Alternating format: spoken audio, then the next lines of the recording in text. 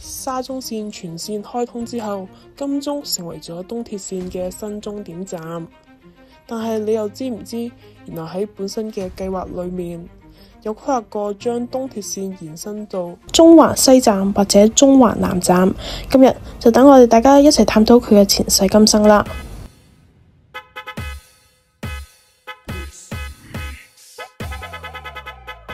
我哋成日講沙中線，但係而家嘅沙中線就睇落似沙中線而唔係沙中線。諗咗就知，本身嘅沙中線就係喺中環一帶設置終點站嘅。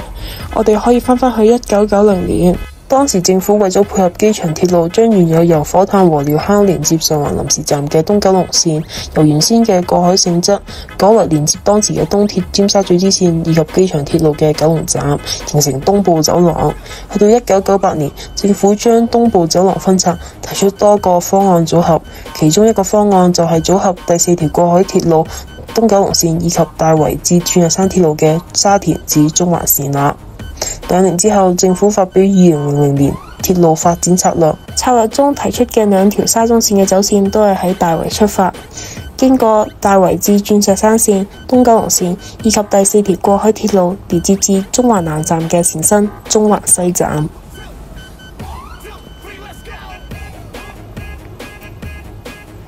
金鐘方案係令第4條過海鐵路喺紅磡之後，經會展以及金鐘連接中環西站，走線同現今嘅東鐵線過海段大致相同，但係會展就因為填海計劃更改而稍為偏北。呢個方案嘅好處係建造費用低，而且直接連接中環商貿區，可以提供去中環嘅比較快嘅服務。第二種方案係令第4條過海鐵路線喺紅磡出發之後保持向南行，經過維園站並設置行人系統連接港島線嘅銅鑼灣站，再向西南設置禮頓山、灣仔南以及香港公園站，同樣以中環西作終點站。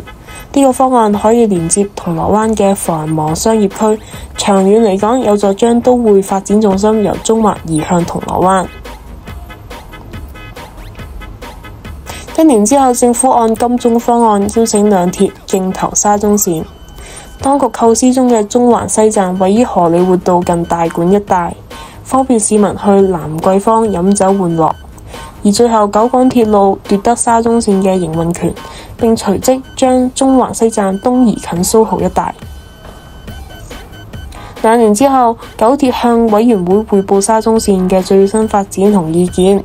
指出直接連接地鐵嘅金鐘站不可行，因此建議喺金鐘地鐵站以東興建金鐘東站，以行人隧道連接地鐵站，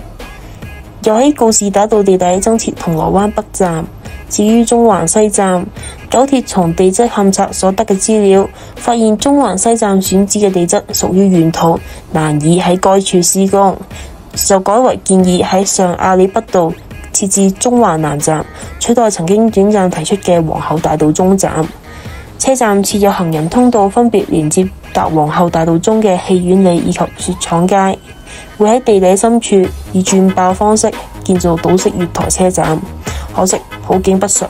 喺九鐵規劃嘅同一時間，政府研究兩鐵合併，九鐵因此需要押後沙中線嘅動工日期，去到2007年尾，兩鐵正式合併。合併之後嘅沙中線以港鐵方案作藍本，取消金鐘東站以及中環南站。